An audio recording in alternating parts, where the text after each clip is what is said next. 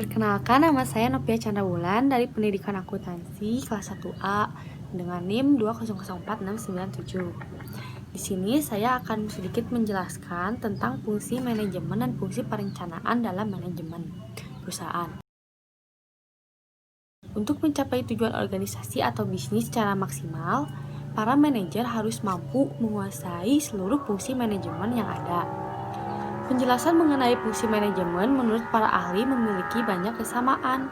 Fungsi manajemen menurut Henry Fayol dan J.R. Terry menyebutkan terdapat 4 fungsi manajemen, yaitu perencanaan, pengorganisasian, pengarahan, dan pengendalian. Nah, yang pertama ada perencanaan. Fungsi manajemen planning atau perencanaan merupakan fungsi utama dari sebuah manajemen dalam organisasi bisnis. Tanpa perencanaan, fungsi lain dalam manajemen tidak dapat berjalan dengan baik. Dalam hal ini, manajemen berfungsi untuk menyusun strategi awal dalam mencapai tujuan yang sudah ditentukan. Seorang manajer akan mengevaluasi rencana sebelum mengambil tindakan dan kemudian memilih rencana manakah yang paling cocok digunakan. Sebagai sebuah sistem, manajemen akan melalui rangkaian-rangkaian yang akan memberikan dampak baik bagi sebuah organisasi. Dengan perencanaan yang baik akan berpengaruh pada pencapaian tujuan yang efektif dan efisien. Yang kedua ada pengorganisasian. Tujuan dari pengorganisasian adalah membagi suatu tugas yang besar menjadi kegiatan yang lebih kecil. Melalui pengorganisasian, seorang manajer dapat mengawasi dan mengontrol anak buahnya agar dapat melaksanakan tugasnya secara tepat. Pengorganisasian dapat dilakukan dengan cara menentukan tugas apa saja yang harus dikerjakan, siapa saja yang harus mengerjakan, bagaimana tugas tersebut dapat dikelompokkan, dan siapa yang bertanggung jawab. Nah, yang selanjutnya ada penempatan. Penempatan adalah langkah selanjutnya dari pengorganisasian. Pada fungsi ini, seorang manajer harus mengetahui minat dan kemampuan seseorang untuk melakukan suatu pekerjaan. Agar dapat bekerja secara maksimal, seorang manajer harus menempatkan seseorang pada posisi terbaik sesuai dengan kemampuannya. Dalam hal ini, seorang manajer harus dapat melihat kemampuan, minat, dan bakat setiap anggotanya. Lalu selanjutnya ada pengarahan. Pengarahan atau directing adalah usaha agar setiap anggota kelompok dapat bekerja untuk mencapai sasaran sesuai tujuan perusahaan. Fungsi pengarahan adalah untuk menciptakan lingkungan kerja yang dinamis dan sehat, sehingga meningkatkan efisiensi dan keefektivitasan dalam bekerja.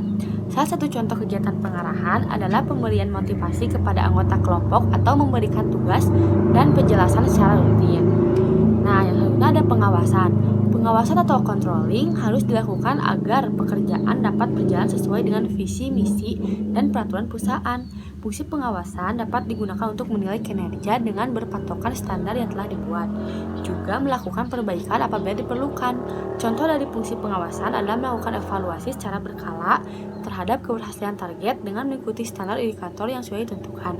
Seorang manajer juga harus melakukan klarifikasi dan koreksi jika terjadi penyimpangan, lalu memberikan alternatif solusi setiap permasalahan. Bentuk pengawasan yang baik adalah pengawasan yang sesuai dengan kebutuhan dan karakter perusahaan.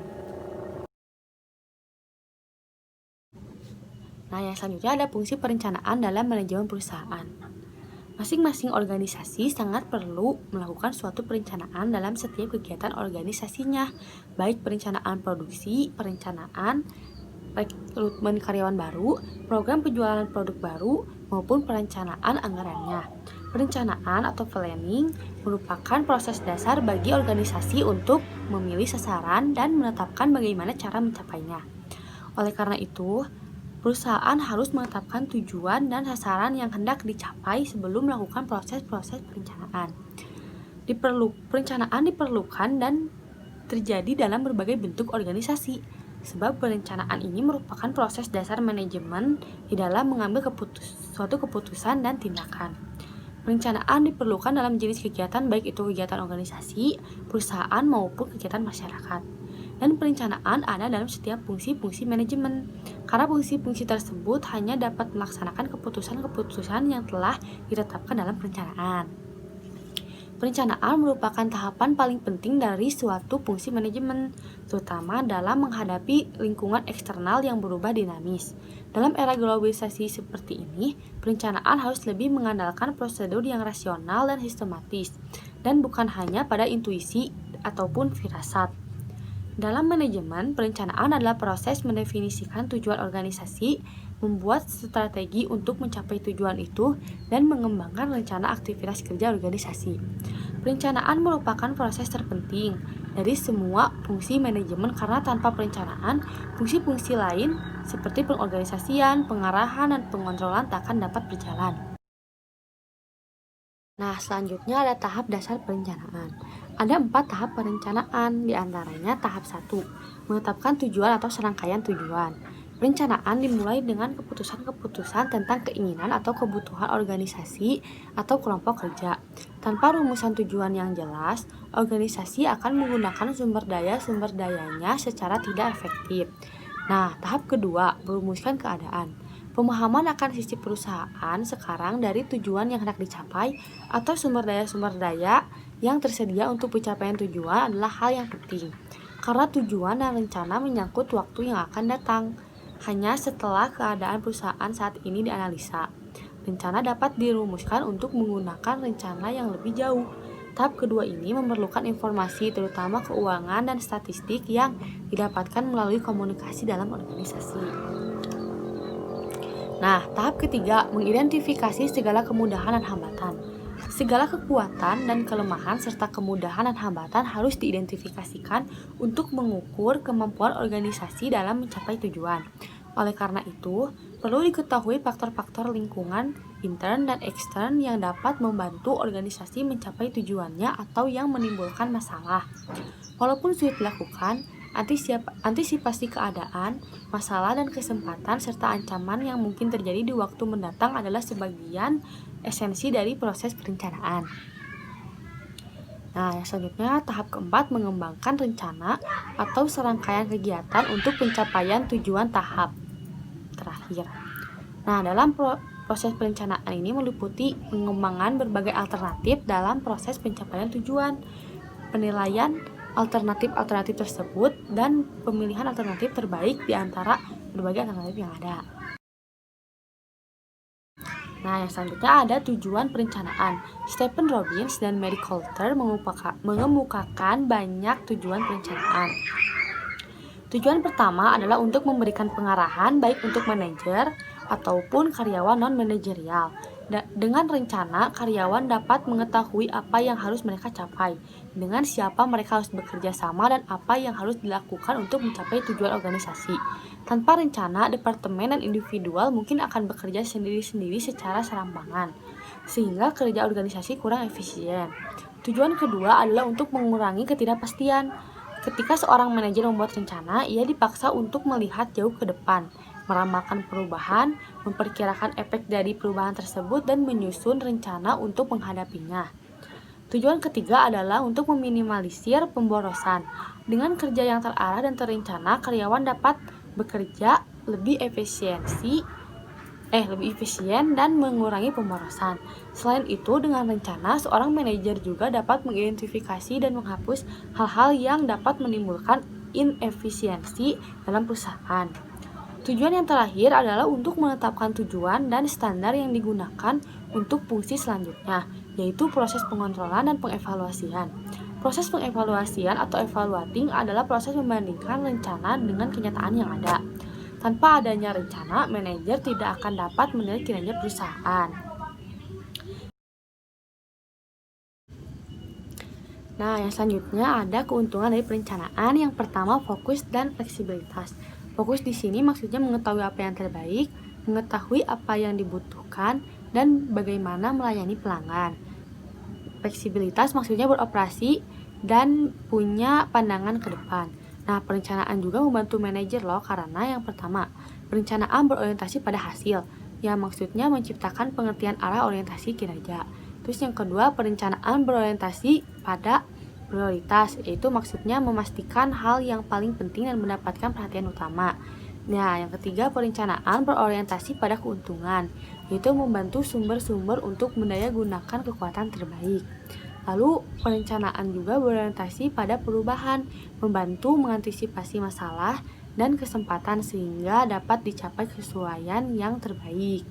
Lalu, perencanaan mengembangkan koordinasi.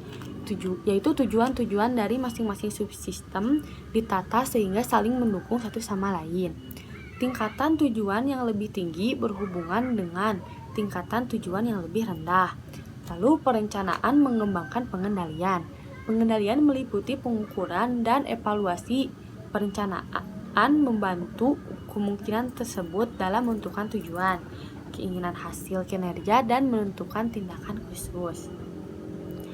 Lalu yang selanjutnya ada hambatan dalam perencanaan dan cara mengatasinya. Ya, sekarang yang akan dibahas hambatannya dulu ya. Hambatan dalam perencanaan yang pertama kurang pengetahuan tentang organisasi, lalu yang kedua ada kurang pengetahuan tentang lingkungan, lalu yang ketiga ketidakmampuan melakukan peramalan secara efektif. Lalu yang keempat kesulitan perencanaan operasi-operasi yang tidak terulang, yang kelima kurang percaya diri, yang keenam ada ketidaksediaan untuk memikirkan tujuan-tujuan alternatif, yang ketujuh tujuan yang tidak tepat. Nah, maksudnya tujuan yang tidak tepat mempunyai banyak bentuk ya. Yang pertama misalnya membayar dividen yang besar kepada pemegang saham mungkin tidak jika dananya didapatkan dengan mengorbankan penelitian dan pengembangan tujuan. Yang selanjutnya ada hambatan dalam perencanaan dan cara mengatasinya. Yang pertama ada kurang pengetahuan tentang organisasi, yang kedua kurang pengetahuan tentang lingkungan, yang ketiga ada ketidakmampuan melakukan peramalan secara efektif, yang keempat kesulitan perencanaan operasi-operasi yang tidak terulang, yang kelima kurang percaya diri, yang keenam ketidaksediaan untuk memikirkan tujuan-tujuan alternatif, yang ketujuh ada tujuan yang tidak tepat, yang kedelapan sistem penghargaan yang tidak tepat, yang kesembilan lingkungan yang dinamis dan kompleks, dan yang kesepuluh keengganan untuk menetapkan tujuan. Nah, cara mengatasi hambatan tersebut yang pertama melibatkan para pegawai, terutama mereka yang terkena pengaruh dalam proses perencanaan. Yang kedua, memberikan banyak informasi kepada para pegawai tentang rencana dan kemungkinan akibat-akibatnya sehingga mereka memahami perlunya perubahan, manfaat yang diharapkan, dan apa yang diperlukan untuk pelaksanaan yang efektif. Yang ketiga, mengembangkan suatu pola perencanaan dan penetapan yang efektif, suatu track record yang berhasil mendorong kepercayaan kepada para pembuat rencana serta menyebabkan rencana baru itu diterima. Yang keempat, yaitu menyadari dampak dari perubahan-perubahan yang diusulkan terhadap para anggota organisasi dan memperkecil gangguan yang terjadi. Nah, cukup sekian penyampaian materinya. Mohon maaf jika ada kesalahan atau salah ucap, karena saya hanya manusia biasa ya. Wassalamualaikum warahmatullahi wabarakatuh.